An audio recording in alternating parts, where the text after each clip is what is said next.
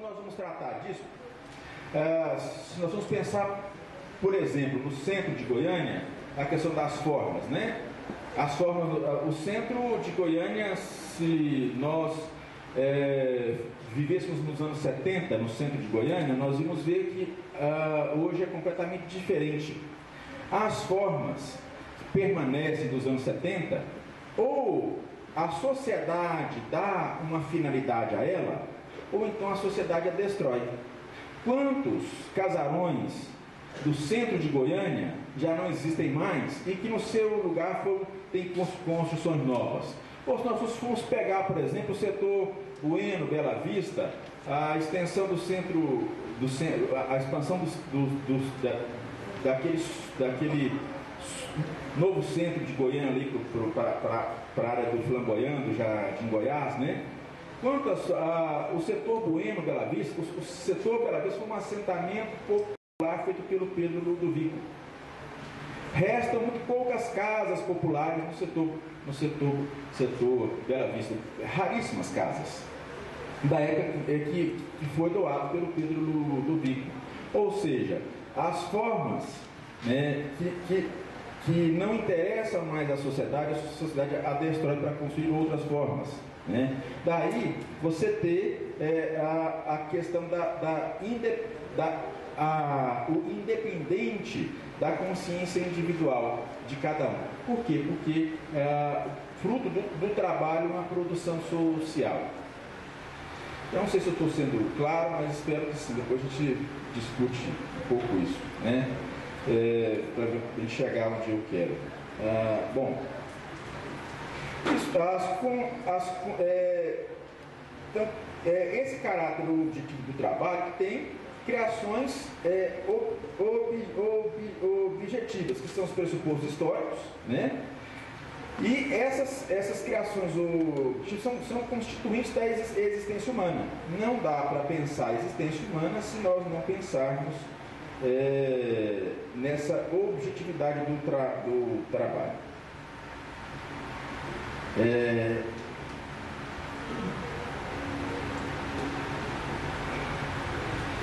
Isso quer dizer que o trabalho é a mediação racional entre o homem e o objeto, ao qual ele transforma, ao qual ele estuda, né?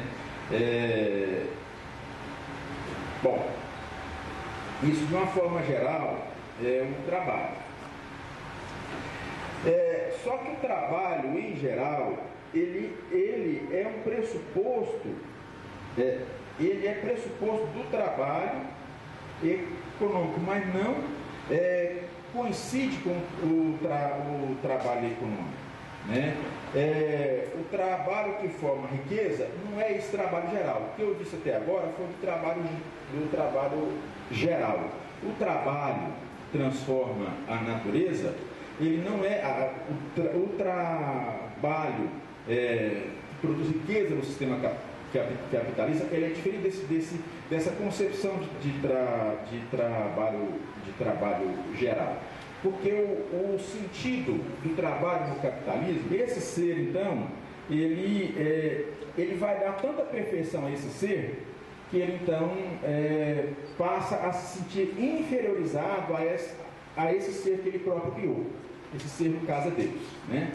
Então, e aí, ele, ao se sentir inferiorizado à sua própria criação, ele se sente criatura da sua própria criação, que é a objetivação do sujeito. O sujeito se transforma em objeto, que está na raiz da alienação.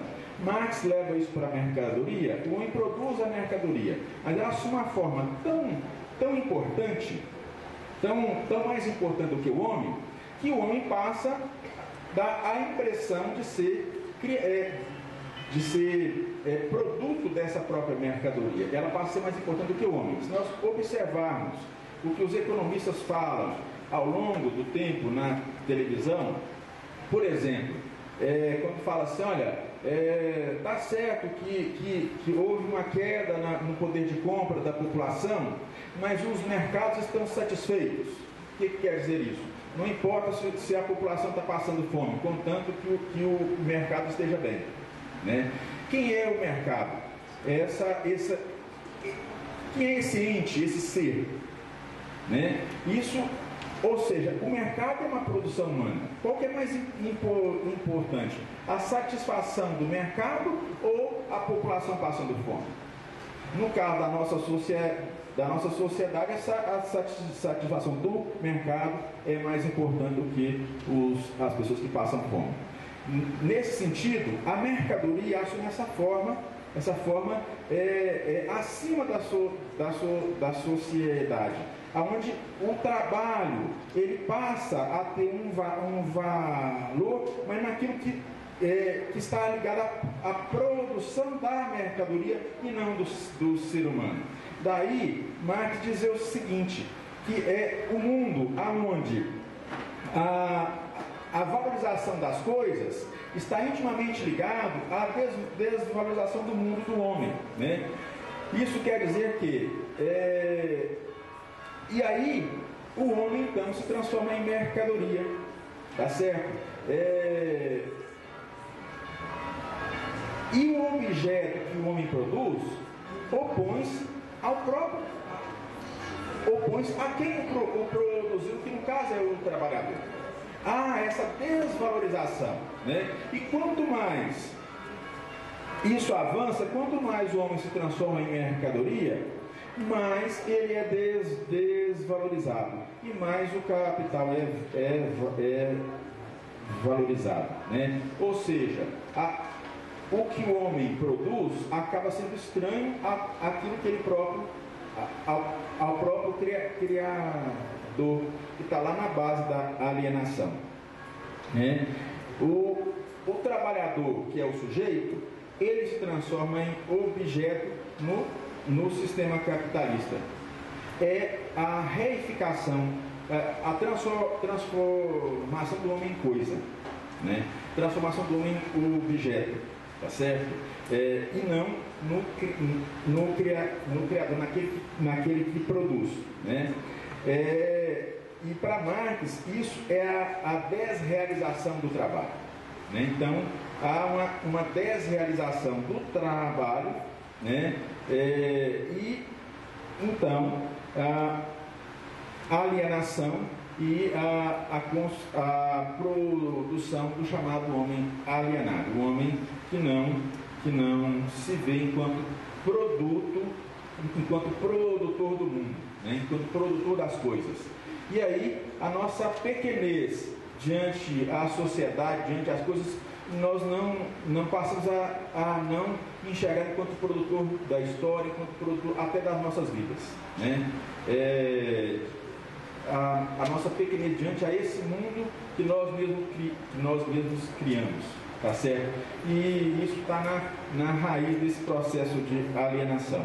Então veja que Marx ele faz uma análise do trabalho enquanto algo criador, transformador, e como é que o sistema capitalista ele vai pegar esse mesmo trabalho, transformando o trabalho em algo que desvaloriza o próprio homem, que transforma o homem em coisa, transforma o homem em objeto, em mercadorias. Bom, o homem então se transforma numa mercadoria. Isso é uma parte do que Marx trabalha, né? E eu vou parar por aqui, abrir para o debate e a gente puder discutir um pouco, tá bom? Obrigado.